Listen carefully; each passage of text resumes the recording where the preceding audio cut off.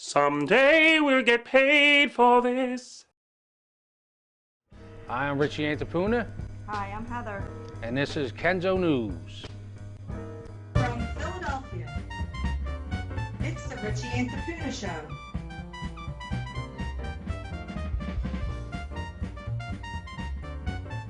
So what stories do you have for us today, Rich? Well, friends and family celebrated the life of Elaine Goldberg during a benefit on Saturday. The event took place at the St. Martin of Tours Parish on Roosevelt Boulevard from 6 to 10. Goldberg was a 21-year-old from Home Circle. She was found strangled to death on November 3rd in a lot near Ruth and Somerset Streets in Kensington. DNA evidence revealed that her killer, the so-called Kensington Strangler, was also responsible for the strangulation deaths of Nicole Piacentini and also Casey Mahoney. Her father stated in his own mind he thinks Elaine was probably loving every minute of this.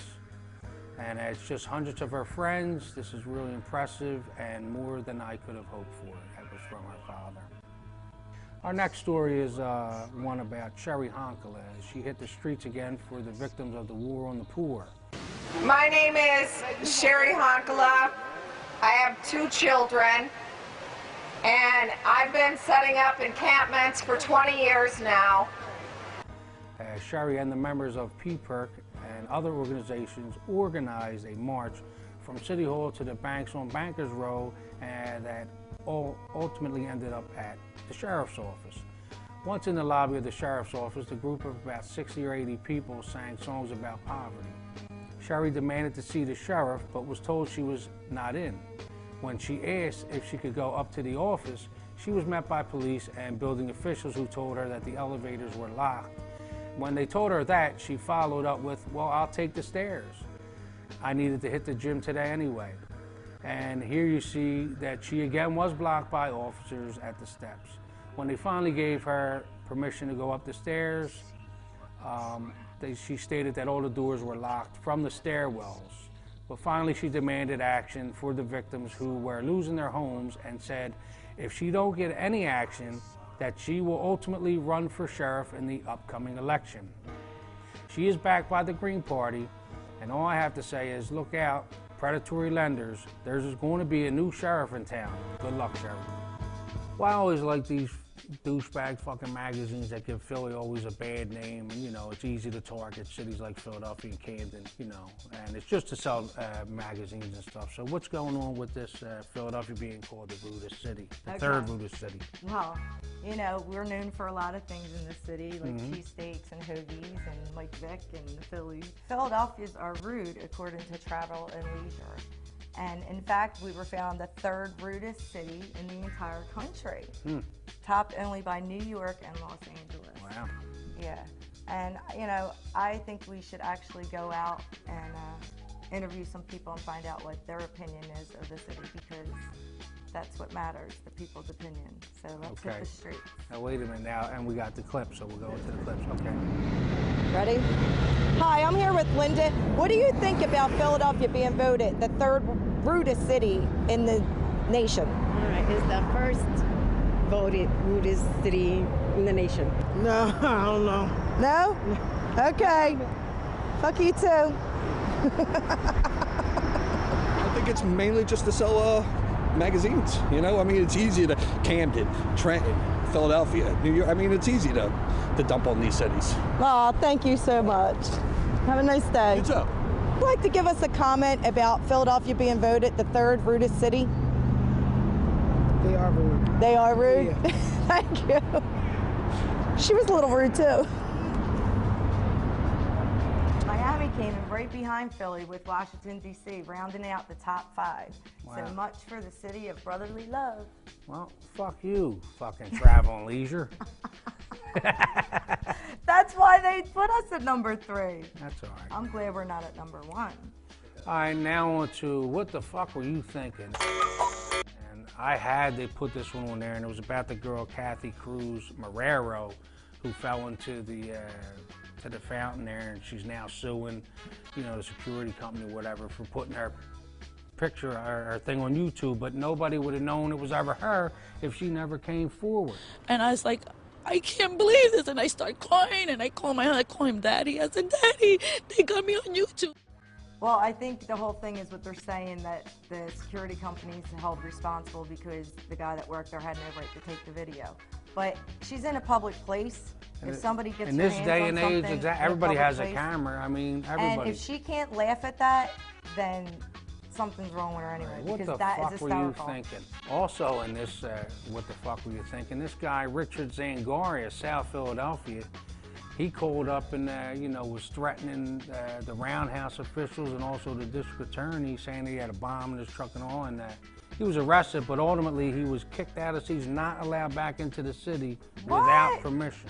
He got kicked Now out of the city. Yeah, that's funny because, that part of it's funny, but here's the thing, what the fuck were you thinking? He called from his own phone. He didn't block his number, he didn't call from a payphone, he called from his own phone over 60-something times or something He should have used a friend's phone or something. Or, But, people have threatened me like that, and they didn't get thrown out of the city. Well, here's what he said in a couple of them. He said, yes, hello, I'm down here in Philadelphia, and guess what?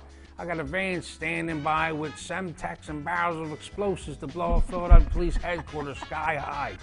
He's nuts. He must have been off his medication. Obviously, you don't do that. Yeah, well, now on the Kenzo Family Fun Day. Yeah, well, we always like to do things on the weekends with the kids. So there's a place called Kicks and Giggles Attractions. It's a place for kids to run and play. They have the wraparound gym, rock wall, and they have like a soft play area for babies and toddlers, and an outside seating area. It's up on Old Bustleton Avenue at 9356. Will they allow Kenzos up there? Yeah, they're allowed in. Just, try to act like one of those people for a couple hours with your kids. You said it, I didn't. One of those people. I don't know what that means.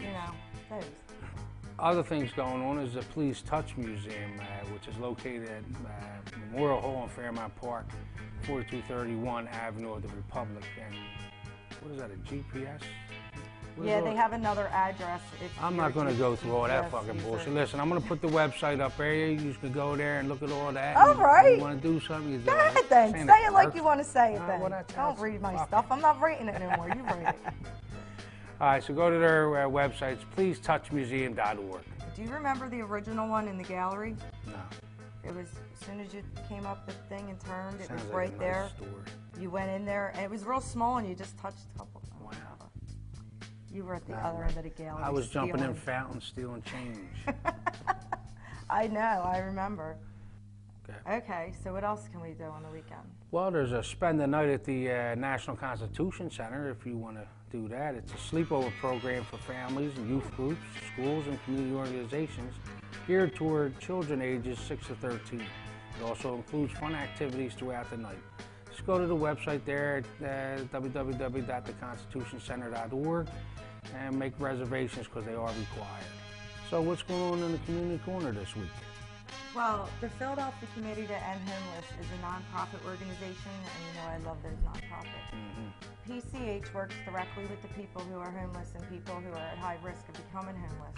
They have a day center at 802 North Broad Street, and it provides shelter, showers, clothes, use of phone, mail. They're open Monday through Friday, 6 to 9 for showers, and until 2:30 for all the other services. And one of the primary volunteer opportunities down there right now is to go out on the outreach program. And people walk around and they just offer services at the shelter and how to get food, clothes, showers, all that stuff. And so they teach you how to get food, clothes, and showers? They help you. Oh, okay. Help mostly men that are out there homeless right now. So if you would like to join in that, you can contact Elizabeth Calderola, 215-232-1822. Well, I have an announcement to make. We're trying to find a compatible date for Heather Barton. And if anyone's interested, they can contact me through email, richie.therichyantipuna@gmail.com, and I will actually get the people to come onto the show. She won't know who you are, where you're from, or what you look like, or anything. Really? And you'll have to pick them through a panel. What are you, my pimp daddy? I'm pimping her out. That's right. I'm pimping a date for Heather. That's what I'm doing. Oh my God, I can't wait to see Pimp this. Daddy Rich. They have to have a job and a car. Whatever. That's all. I'll make the telling you recommendations. right now. I'll make the recommendations. They can't live with their mom. But stay tuned on that. We're going to start doing that in the next few weeks. Oh, can't wait to see that one. Can't wait for that. It's going to be a good summer. Yeah.